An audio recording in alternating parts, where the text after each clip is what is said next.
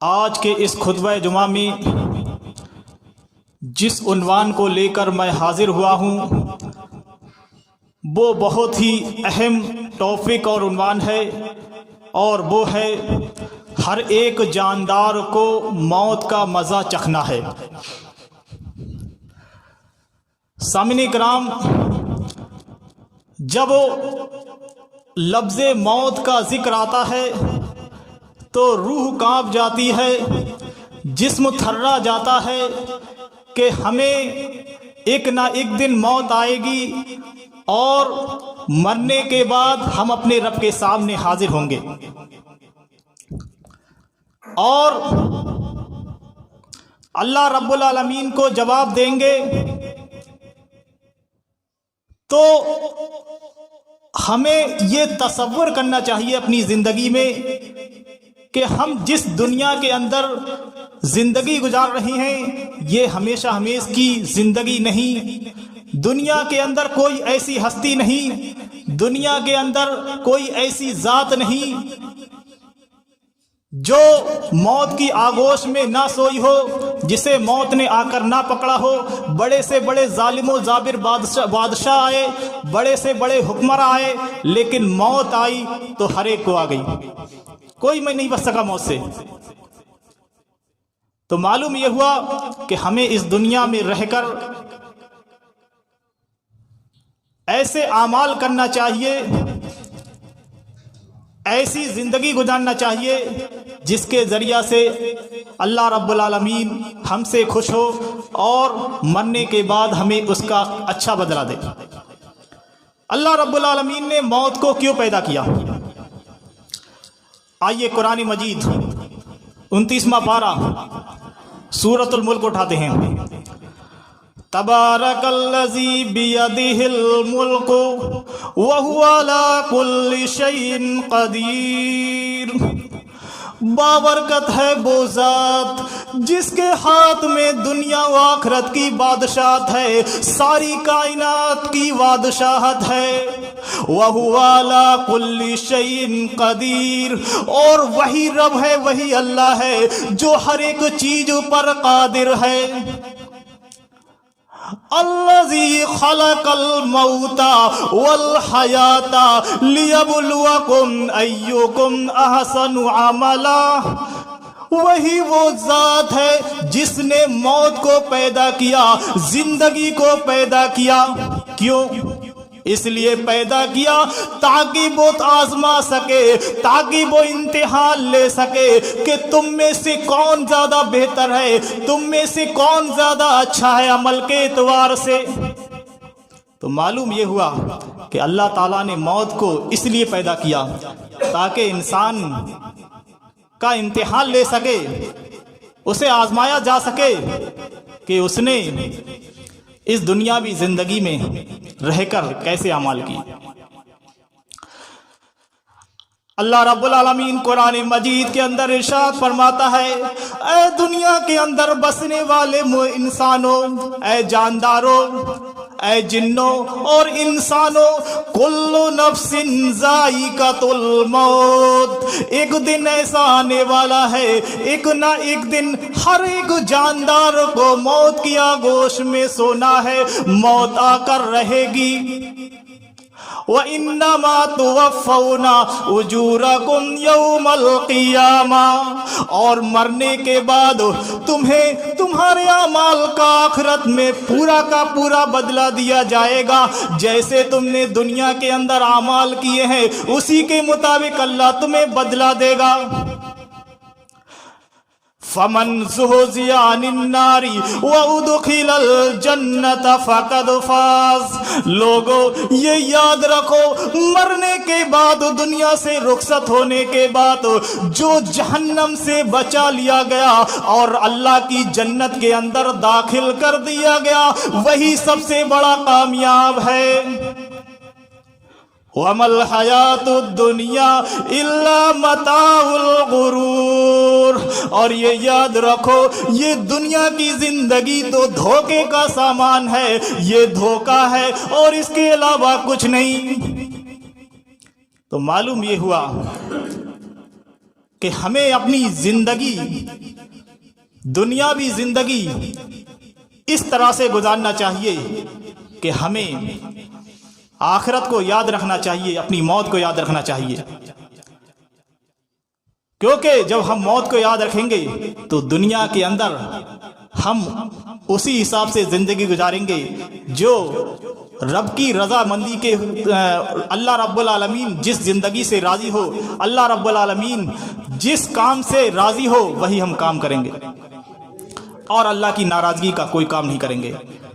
تو معلوم یہ ہوا کہ ہمیں اپنی موت کو یاد رکھنا چاہیے۔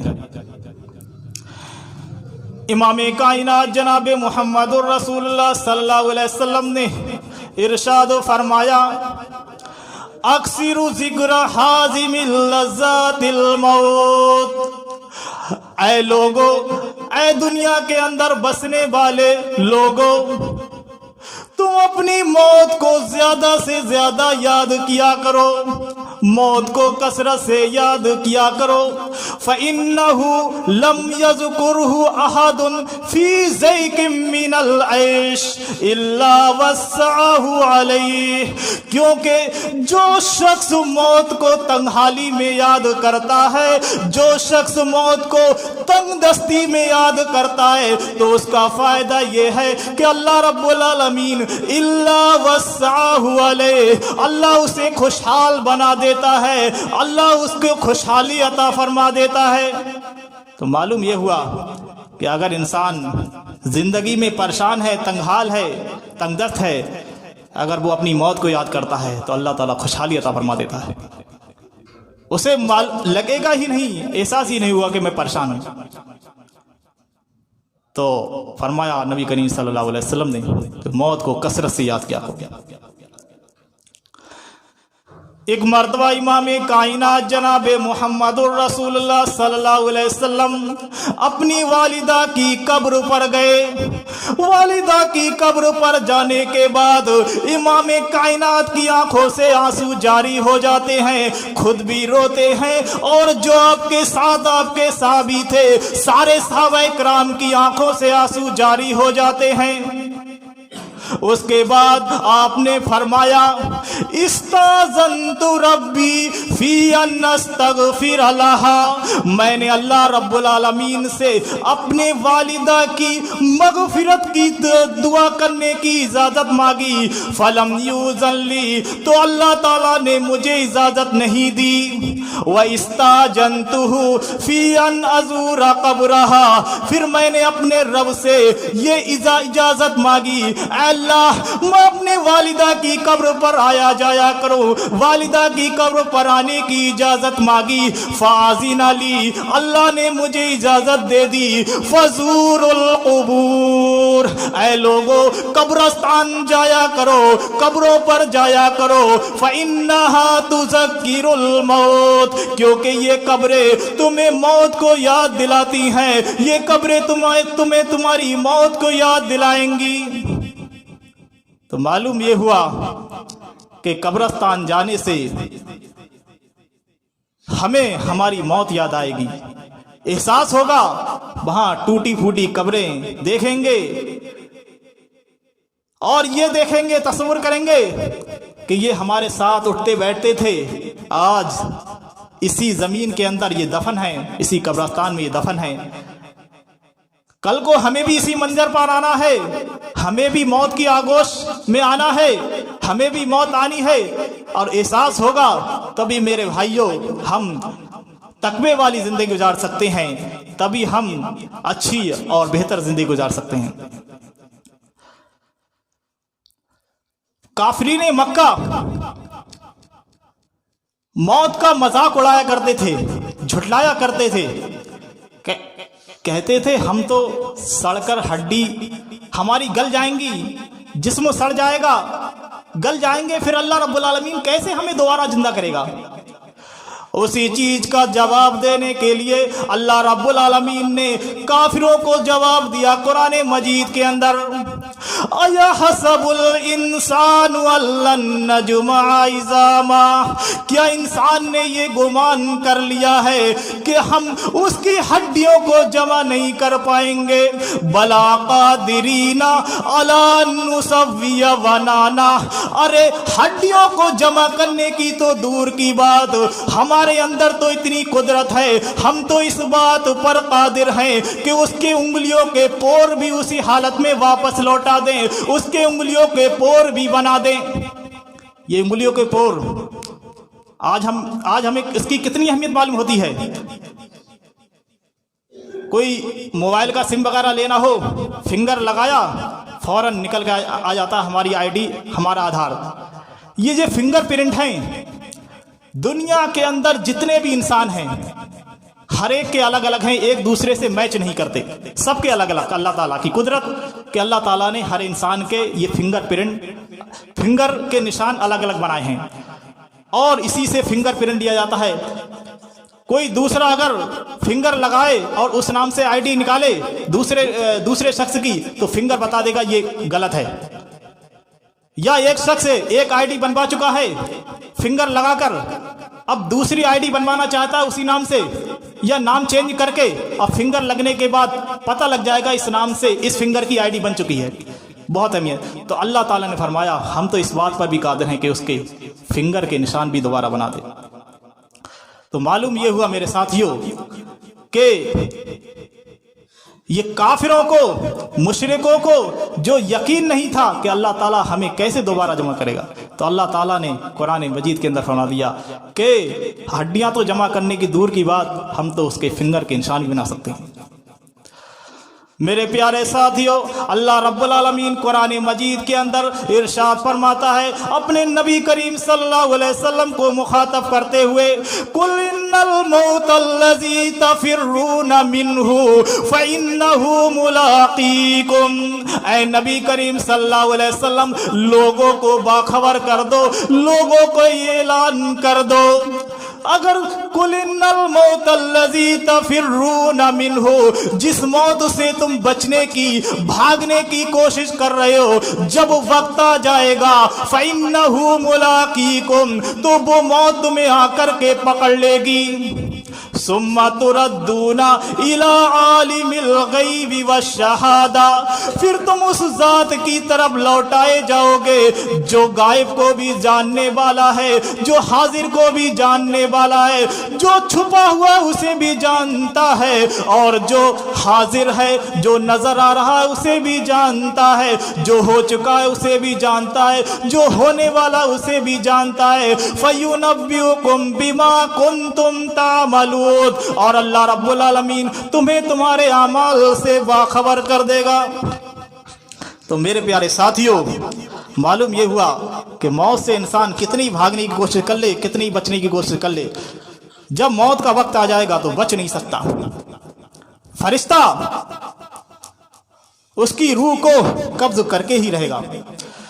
कुरान मजीद में दूसरी जगह अल्लाह रब्बुल आलमीन ने इरशाद फरमाया, ऐनमा तकूनु युदरिकुमुल मौत। ऐ मुसलमानों, ऐ लोगों, तुम दुनिया के किसी भी कोने में रहो, तुम्हें मौत आकर के ही रहेगी। चाहे तुम समुद्र की तह के अंदर चले जाओ, चाहे तुम पहाड़ों की गार के अंदर छुप जाओ, चाहे तुम जमीन के अंदर छुप जाओ, मजबूत किलों के अंदर बंद हो जाओ, वलो कुंतुम फी बुरूजिम मुशय्यदा, अगरचे तुम मजबूत किलों के अंदर बंद की ना हो जाओ, लेकिन मौत का फरिश्ता वहां भी पहुंच जाएगा और वहां तुम्हारी रूह कब्ज कर लेगा।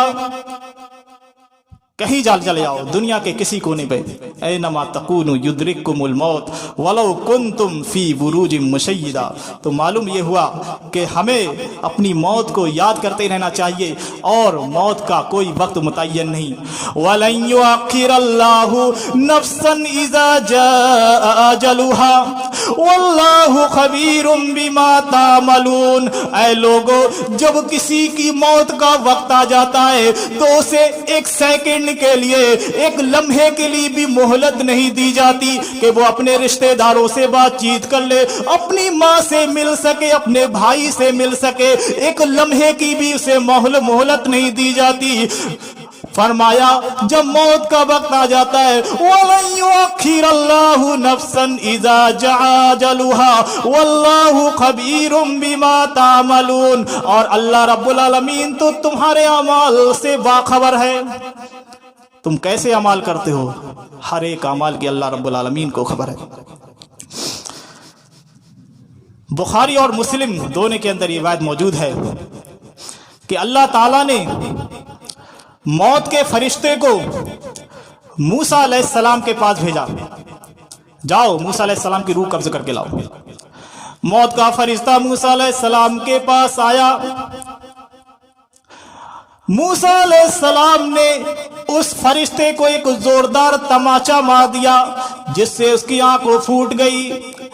वो फरिश्ता अल्लाह के पास वापस लौटा, कहता है अल्लाह तूने एक ऐसे बंदे के पास मुझे भेजा जो मौत का तलबगार नहीं, मौत का ख्वाहिशमंद नहीं। अल्लाह ताला ने फरिश्ते की आंख वापस लौटा दी और फरमाया, उस फरिश्ते से कहा जाओ मेरे बंदे मेरे नबी मूसा से कहना वो एक बैल की पीठ पर हाथ रखें, जितने बाल उनके हाथ के अंदर आ जाएं हर बाल के बदले उन्हें 1 साल की जिंदगी दे दी जाती है। जितने बाल आ गए हर साल की जिंदगी, हर एक बाल के बदले 1 साल की जिंदगी उनको बढ़ा दी जाती है। फरिश्ता वापस गया, मूसा अलैहिस्सलाम को सारी बात बतला दी।